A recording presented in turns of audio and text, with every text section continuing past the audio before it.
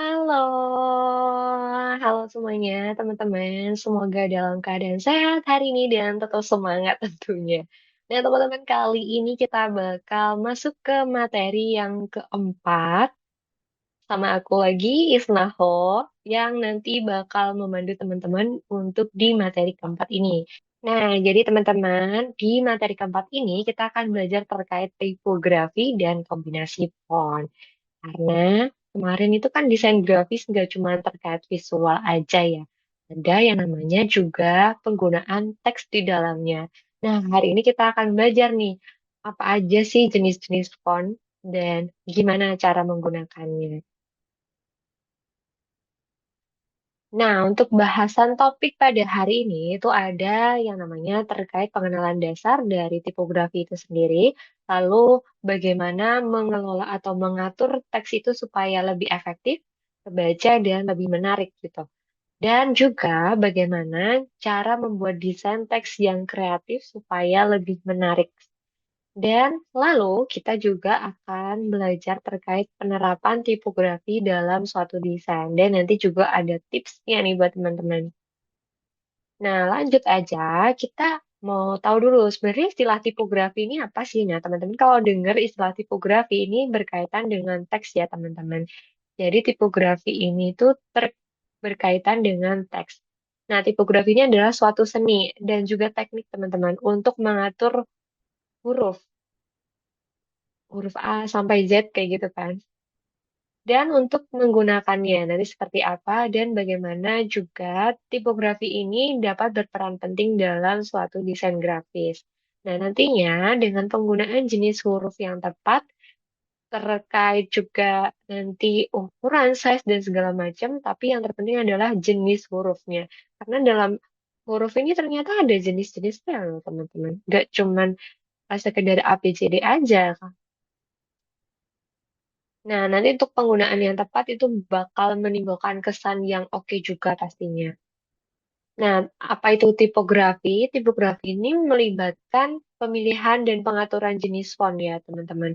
Entah itu nanti ada Times New Roman, Calibri, kalau teman-teman biasanya pakai yang kayak itu ya untuk satu dokumen, atau juga ada Arial, ada juga Comic Sans. Nah, selain jenis huruf, juga mengatur terkait ukuran, spasi antar font atau huruf, juga spasi antar kata. Terkait itu juga, tipografi juga membahas soal warna. Warna untuk huruf-huruf tadi ya. Jadi dari penggunaan ini tersebut, ini tadi menciptakan suatu tampilan teks yang bakal menarik dan mudah dibaca oleh audiens. Nah, untuk itu, maka kita perlu banget nih pemahaman terkait penggunaan teks ini. Ketika kita udah paham, kita nggak perlu bingung lagi ketika mau bikin suatu desain nanti pakai teksnya apa, jenis teksnya apa, kita sudah bisa menentukan terlebih dahulu. Nah, di sini aku menjabarkan untuk jenis-jenis teks itu ada 4, teman-teman. Ada yang namanya serif, sans serif, script, dan display. Bedanya apa sih? Kalau serif ini teman-teman coba lihat di bagian serif ini. Di ujung-ujung huruf itu seperti ada apa ya namanya? Kayak ujungnya tuh ada lancip-lancipnya. Jadi ini tuh lebih memberikan kesan formal. Biasanya dipakai untuk teks dokumen formal seperti proposal ataupun juga untuk skripsi ataupun juga untuk laporan ilmiah, laporan magang kayak gitu. Nah, ini biasanya penggunaan dari serif. Nah, jenis font serif ini nanti teman-teman banyak banget bisa temuin atau ciri khasnya itu ya ini tadi ada ujung-ujung lancip di ujungnya. Itu adalah termasuk font serif. Contohnya yang paling sering dipakai itu adalah Times New Roman. Nah, Times New Roman ini termasuk dari font termasuk kategori serif. Lalu yang kedua ada sans serif. Ini mirip-mirip. Kalau ada sans-nya itu berarti dia tidak ada ujung lancipnya nih teman-teman. Dia lebih bulat. Ini biasanya dipakai untuk desain-desain jenis modern. Ini lebih memberikan kesan modern. Kalau serif tadi itu lebih kayak kasih efek klasik. formal dan tegas, kaku gitu ya. Ini serif tuh kayak gitu. Kalau di sans serif ini lebih memberikan kesan modern, kekinian, terus juga simple kayak gitu, nggak ribet-ribet. Nah, ini biasanya pakai si serif, sans serif, sorry. Di sans serif ini contohnya ada font Arial, Calibri, Poppins, kayak gitu. Teman-teman nanti bisa explore. Setelah ini kita akan coba cari tahu ya ada font apa aja. Nah, ada juga selain itu font script. Script ini lebih kayak handwriting sebenarnya teman-teman. Jadi fontnya ini huruf Latin, saling menyambung. Nah, ini banyak banget fontnya. Nanti kita akan cari tahu di setelah ini. Nah, ini penggunaannya kayak gimana? Untuk font script ini biasanya lebih apa ya, lebih personal gitu istilahnya. Lebih personal dan memberikan kesan kayak buat gue banget gitu. Biasanya ini dipakai untuk kayak desain-desain quotes ataupun desain reminding atau untuk kayak desain eh, surat kayak gitu atau bahkan juga kadang dipakai di judul-judul brand yang memberikan kesan elegan biasanya. Ada juga untuk font display. Nah, ini tuh bedanya apa? Dari ketiga ini kita bisa lihat nih kalau di display dia itu fontnya lebih tegas dan lebih berisi gitu, lebih tebal. Dia biasanya dipakai buat headline atau judul dari suatu desain. Dia bisa juga dipakai untuk di konten media sosial ya, teman-teman. Ini supaya apa? Untuk menarik perhatian dari audiens. Karena display ini walaupun tidak di bold, tapi memang eh, tipe fontnya ini sudah tebel gitu. Contohnya ini adalah font bebas new. New Wewe, apa ya itu namanya? Nah, setelah itu, setelah kita tahu nih, tadi ada 4 jenis font. Lalu ada yang namanya ukuran dan spasi. Kenapa kita harus memperhatikan terkait ukuran dan spasi? Karena ini menentukan juga jarak dari masing-masing teks. Kita sebenarnya bisa atur jarak teks ini supaya lebih lebih berdekatan. Nah, ini kita kurangin spasinya. Atau kita mau ingin dia agak renggang, itu kita kurangin spasinya. Spasi ini nggak cuma secara vertik horizontal ataupun yang bersebelahan, tapi juga spasi secara vertikal, artinya dari atas ke bawah. Jadi jarak ini namanya juga ada spasinya. Jadi spasi itu ada dua, spasi huruf dan spasi dari paragraf atau baris. Nah, ini contohnya kayak gini, dari segi ukuran, judul itu selalu lebih besar daripada em, yang ada di bawahnya. Nah, lalu teman-teman, kita bisa lihat juga di sini, contohnya, untuk paragraf berikut ada 3 jenis. Nah, yang pertama ini adalah kategori normal, terlalu rapat, sama terlalu longgar. Ketika normal itu berarti enak dilihat ya, lebih enak dilihat. Tapi ketika terlalu longgar sebenarnya juga eh, lebih mudah terbaca, akan tetapi dia akan menghabiskan space dalam desain. Ketika informasinya banyak, kita nggak bisa memakai spasi yang terlalu banyak atau besar juga karena nanti nggak muat gitu kan. Karena ada keterbatasan dari suatu space dari suatu desain. Kita harus menyesuaikan juga terkait informasinya. Ketika informasinya sedikit, tentu kita bisa pakai spasi yang lebih longgar kayak gini. Nah, tapi perlu diperhatikan nih teman-teman, jangan sampai dalam suatu desain kita menggunakan spasi teks itu terlalu rapat sehingga ini nggak kelihatan gitu informasi ini apa itu. Mata kita sudah lelah untuk melihat dan untuk membaca itu tidak ada keinginan lagi gitu.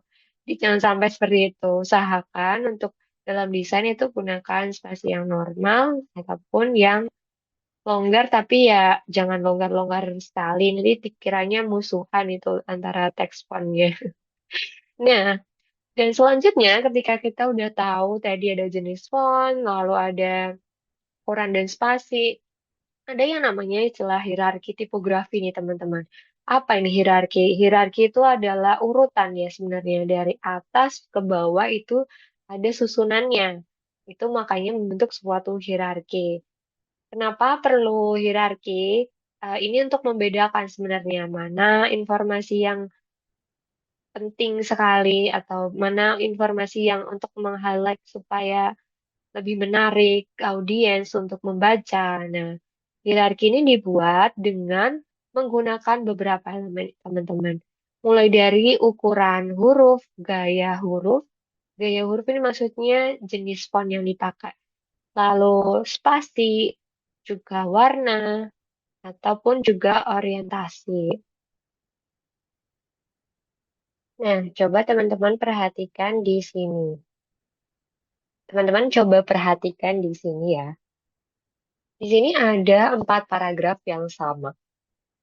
Yang di pertama ini adalah no hierarchy. Dia tidak ada hierarki eh, dalam penyusunan teksnya itu sama. Ini maksudnya itu dari atas sampai bawah nggak ada perbedaan. Nah, ini namanya no hierarchy, teman-teman. Lalu ada yang kedua, paragraf kedua ini sudah mulai ada hierarki, tapi hanya sedikit aja.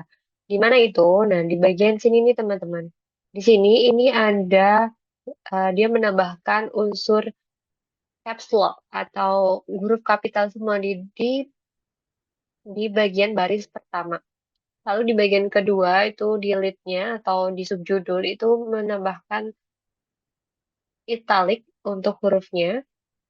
Namun di bagian bawah selanjutnya itu sama, masih sama. Jadi ini perbedaannya hanya sedikit aja. Nah, di paragraf yang ketiga ini udah mulai improve nih teman-teman. Sudah mulai terlihat ya perbedaan antara di baris pertama lalu di bagian baris berikutnya. Yang di pertama nih kalau kita lihat bisa terlihat seperti judul, lalu ada lead, dan ada subjudul lagi.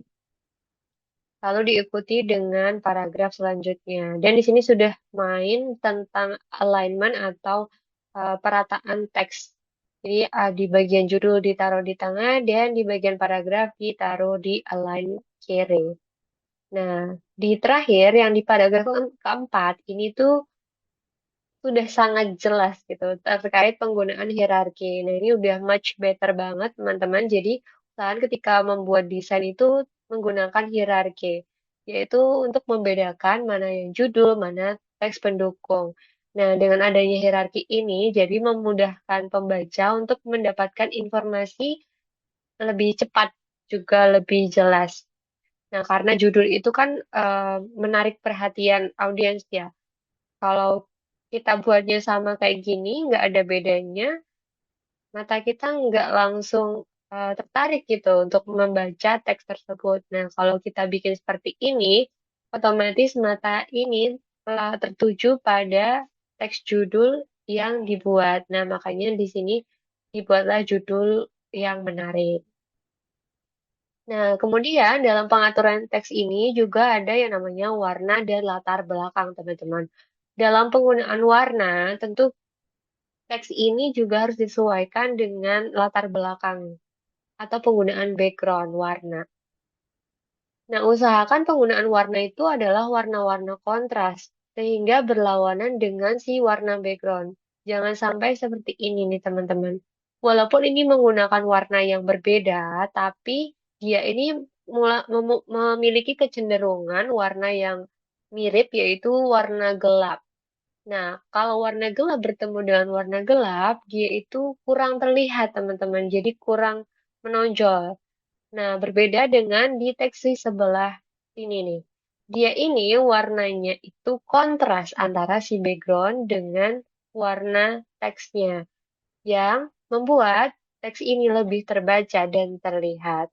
Nah, untuk itu, teman-teman, selain hierarki juga perhatikan dalam penggunaan warna ini.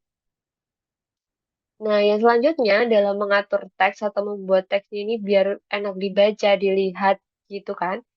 Nah, ini juga perlu ya namanya alignment. Alignment ini tuh perataan teks.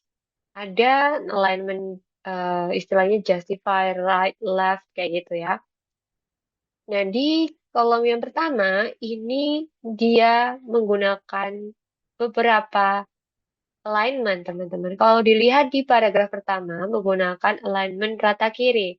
Kemudian di paragraf kedua, menggunakan alignment rata tengah. Sementara di alignment ketiga, menggunakan alignment kanan kiri atau justified. Dan yang di paling terakhir menggunakan rata kanan. Kalau teman-teman lihat kayak gini nih, kalau teman-teman lihat kayak gini, pasti em, berantakan ya. Kesannya jadi berantakan dan nggak terstruktur. Sangat berbeda dengan teks yang ada di kolom sebelah sini nih. Ini dia walaupun sama ya menggunakan eh, alignment justify, tapi di sini ada yang renggang-renggang nih teman-teman. Nah, ini sebenarnya kurang enak juga dipandang.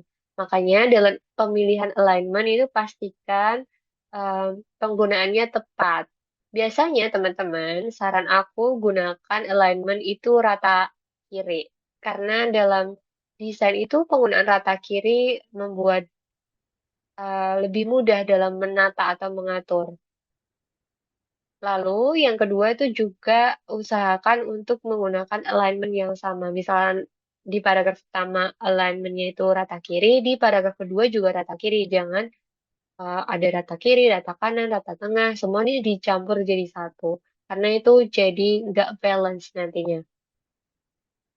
Kenapa ini menghindari penggunaan alignment rata kanan kiri atau justified? Karena kalau rata kanan kiri ini biasanya teks itu cenderung ada yang kayak gini nih teman-teman, bolong-bolong. Nah, untuk konten media sosial ini sangat jarang menggunakan si alignment rata kanan kiri. Ini biasanya dipakai untuk di koran atau majalah. Dan biasanya juga ada apa ya diakalin gitu loh supaya dia nggak terlalu renggang. Kadang ada teks yang harus dipadetin sehingga jaraknya itu bisa pas. Nah, teman-teman selanjutnya ada yang namanya D. eh, Nah, teman-teman selanjutnya ada yang namanya desain teks kreatif. Apa sih ini teks kreatif gitu kan? Jadi ini tuh suatu seni ya terkait bagaimana membuat teks ini jadi menarik dengan kreativitas teman-teman. Jadi bagaimana nih biar kelihatan menarik teksnya? Ada yang yaitu penambahan efek dan dekorasi.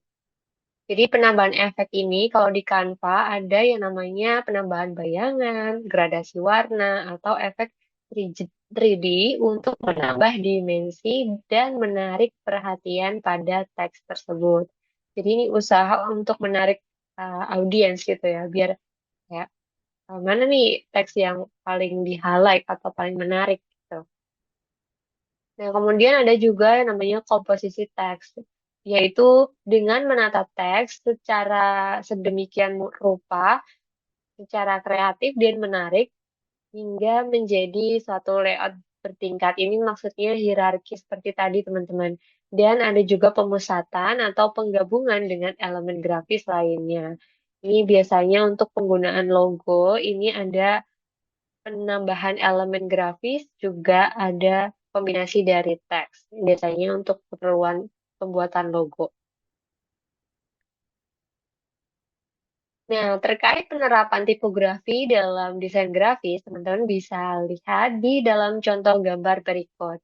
Dua gambar ini telah menerapkan terkait penggunaan tipografi nih teman-teman dalam desainnya. Bisa dilihat dari yang alignment tadi, rata kanan kiri dari teks ini. Di sini menggunakan alignment center atau terpusat di tengah. Sementara ini menggunakan alignment di rata kiri atau left ya. Nah, sementara itu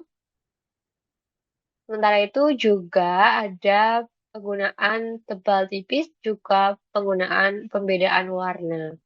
Nah, jadi dalam penggunaan tipografi nih teman-teman, supaya lebih jelas kayak gitu, biasanya judul itu dibuat besar, paling besar. Sementara kayak informasi pendukung atau informasi yang menunjukkan. Nah, kemudian untuk informasi pendukung itu dibuat lebih kecil. Namun di sini ada beberapa highlight yang dibuat oleh desainer ini nih.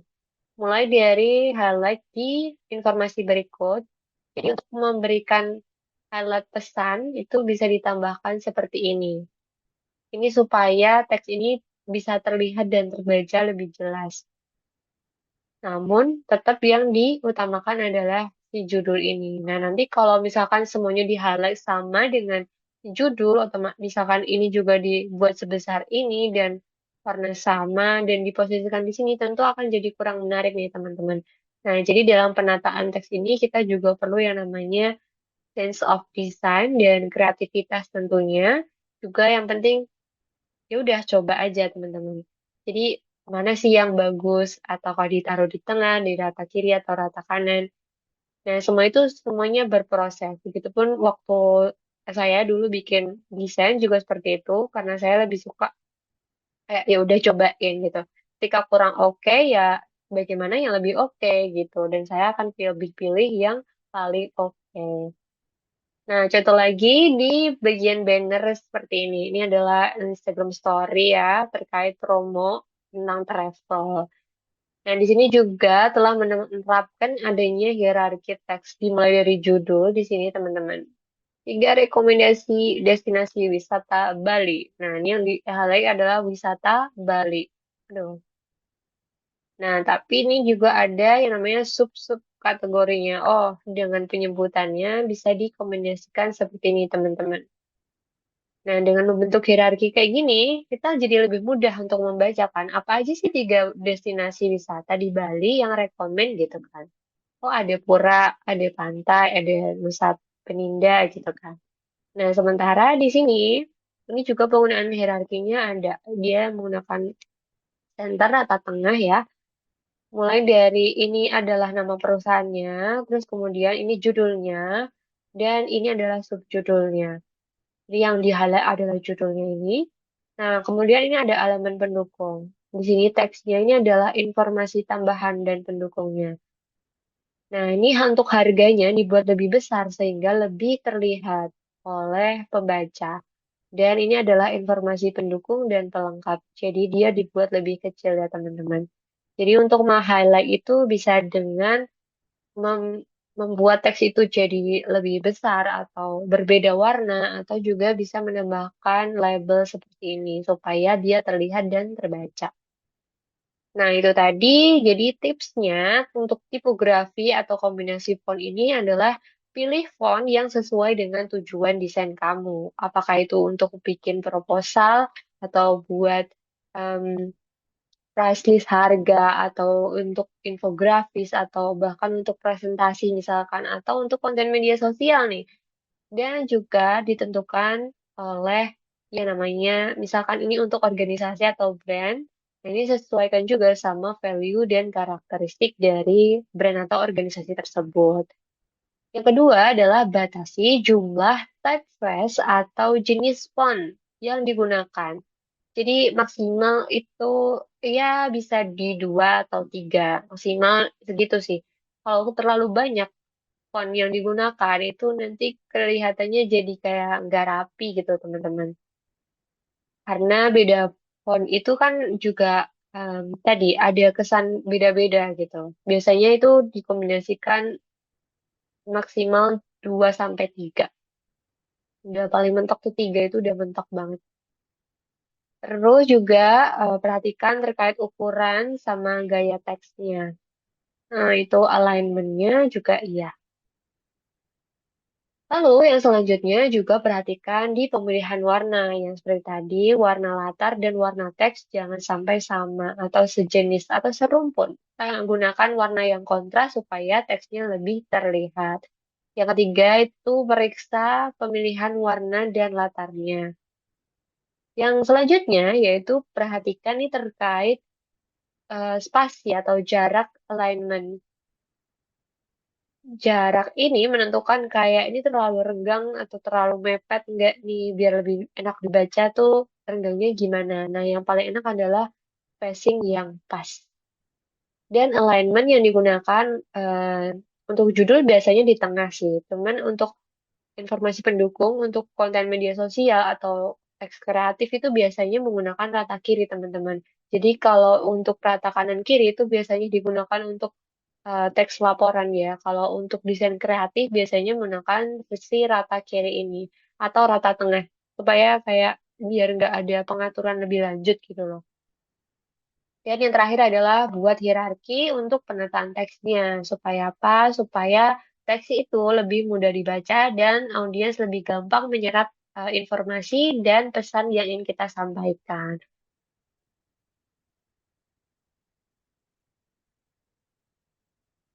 Oke, teman-teman, kita coba praktek ya. Di sini aku punya teks di sini. Nah, ini tuh teks yang ya udah gitu kan ya. Nah, kita coba bikin kayak tadi biar ada hierarki teksnya tuh kayak gimana. Nah, di sini ini judulnya adalah langkah-langkah membuat resolusi tahun baru yang efektif. Nah, ini karena dia judul, makanya kita bisa kasih dia bold. Dan kita coba gedein lagi ukurannya. Ini teman-teman bisa langsung drag gini aja atau pakai di sini. Kita ganti angka kayak gini. Nah, misalkan mau diganti huruf, bisa di sini teman-teman.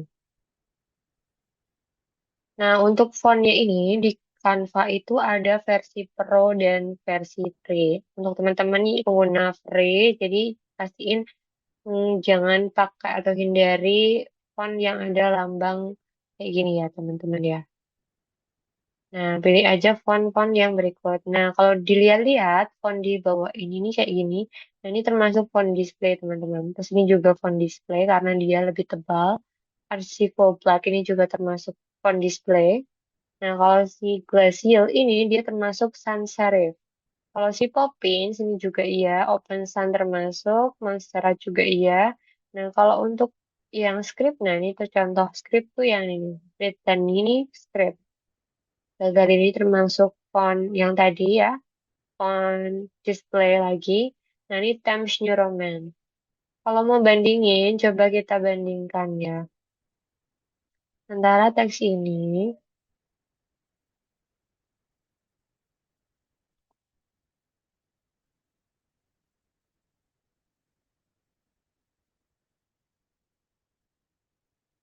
Nah, untuk spasinya, teman-teman bisa cek di sini spacing. Ada letter spacing dan line spacing. Bedanya apa? Letter spacing itu dia jarak antar huruf. Jadi ada ini letter spacing. Misalkan terlalu mepet, mau renggangnya dikit bisa. Tapi nggak serenggangnya juga ya. Ini kalau terlalu mepet jadi nggak kelihatan. Jadi yang sekiranya pas aja. Nah, ini juga ada di line spacing untuk di barisnya, tiap barisnya kayak gini. Kalau terlalu panjang dia akan melebar, kalau disepitin dia jadi mepet kayak gini. Jadi pasin aja teman-teman.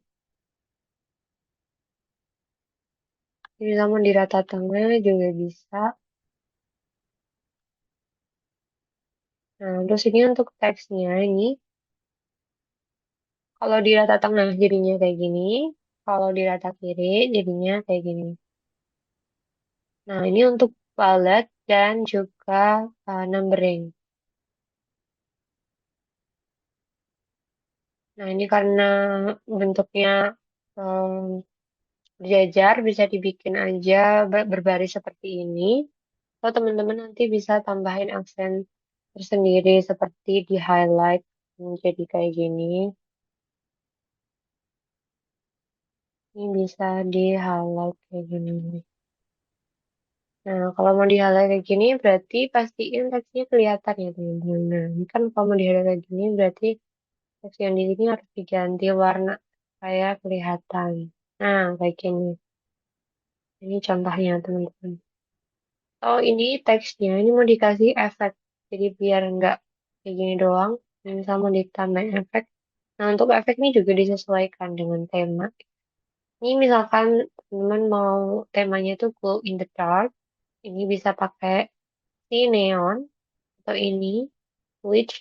Tapi biasanya ini backgroundnya harus yang gelap-gelap gitu sih. Ada echo juga. Nah, paling sering dipakai ini si outline sebenarnya. Nah, outline ini bisa nambahin warna-warna lainnya. Kalau misalkan di luarnya mau diterangin, nah ini dalamnya bisa diganti nih teman-teman. Jadi warna lebih gelap. Nah, kayak gini. Kalau disamain background jadi kayak kelihatan cuma outline-nya doang. Ini bisa diatur ketebalannya atau ketipisannya. Atau bisa juga pakai highlight yang kayak gini. Nah, ini kayak ada efek stabilo ya sebenarnya. Nah, untuk yang ini tuh dia membentuk lengkung seperti itu. Ini lengkungnya bisa lengkung ke atas atau lengkung ke bawah. Nah, karena ini untuk judul, jadi tidak perlu sih menurutku.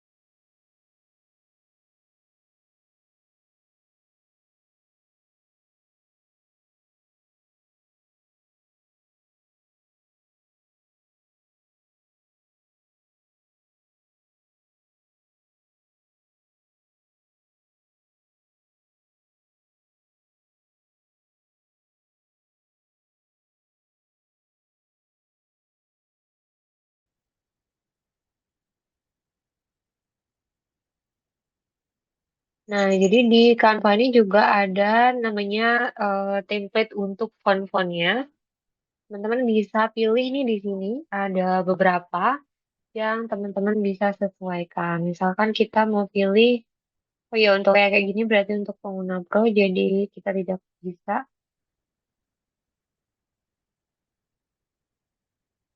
Oke, kita coba pakai yang ini aja nih. Nah, di sini ini ada tulisan Global Solution. Nah, ini kita bisa ganti nih untuk teksnya. Misalkan ini mau diganti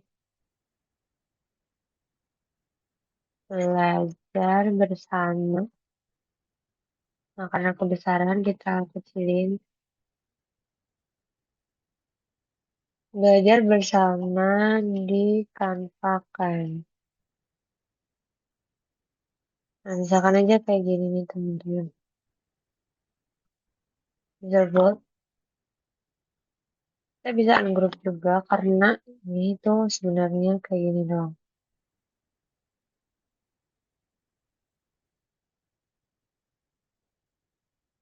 Terus kita bisa taruh di tengah. Nah, untuk terkait warnanya ini kita bisa ganti, kita bisa ubah sesuai dengan kebutuhan kita. Nah,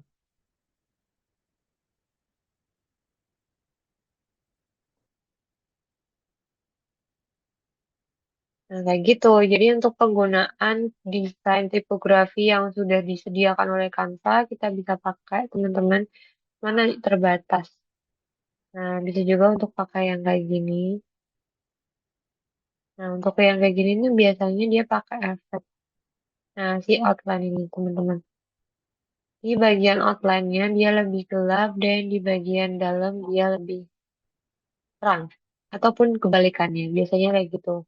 Misalkan ini kita ganti dengan warna yang lebih terang, terus di dalamnya kita ganti yang lebih gelap, jadinya kayak gini. Nah, jadinya kayak gini nih, teman-teman.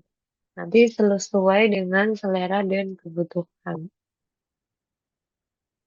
Ini kita juga bisa ganti dengan semangat.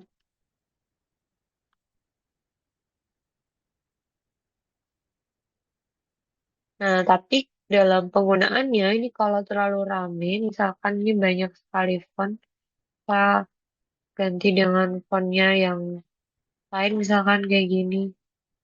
Terus ini ada yang kayak gini.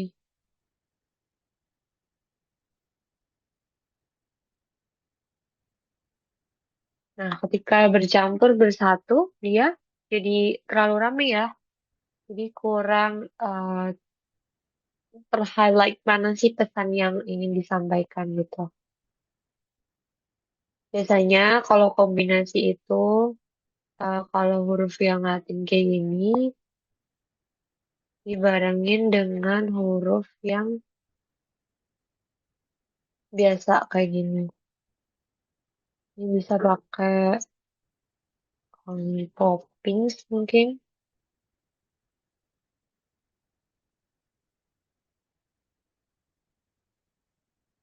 Kayak gini. Ini bisa kayak gini juga nih. Semangat belajar desain grafis.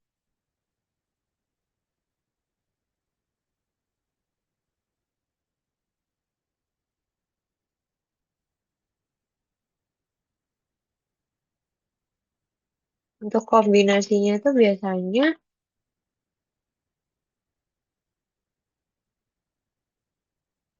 kayak gini.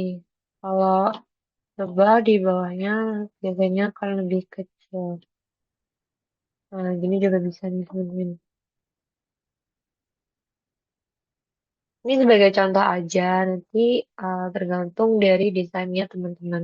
Kayak contohnya di background eh, ini aja mengenal Canva ini kan juga sudah menggunakan yang namanya layouting tipografi atau penempatan fontnya supaya lebih menarik itu kayak gimana.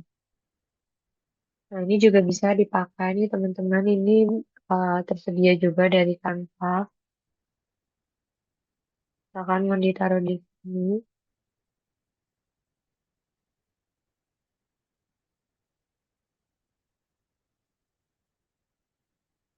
28, oh 12 pasti 26, 7 Desember, kan Desember ini, 2024.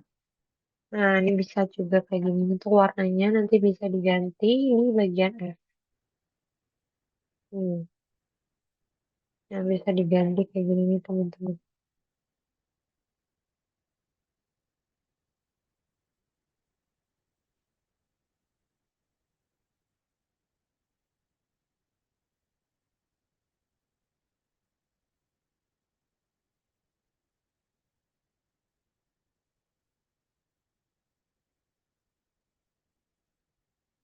Oh,